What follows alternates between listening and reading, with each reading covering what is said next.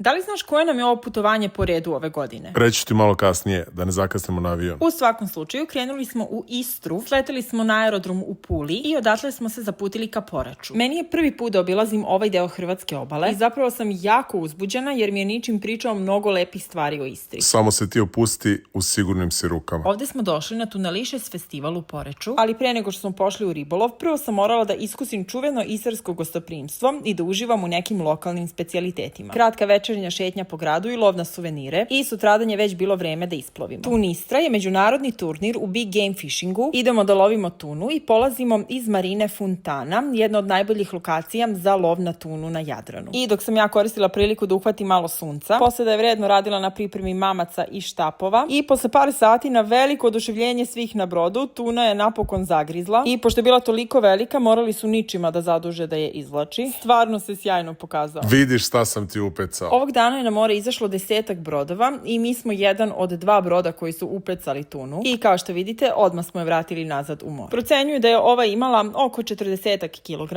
ali u ovom kraju se love tune i preko 200 kg. Posle ovoga je čitava ekipa otišla na zasluženu večeru, a ja sam čitavim mojim iskustvom iskreno oduševljena i jedva čekam da se vratim u Istru koliko već sledeće godine.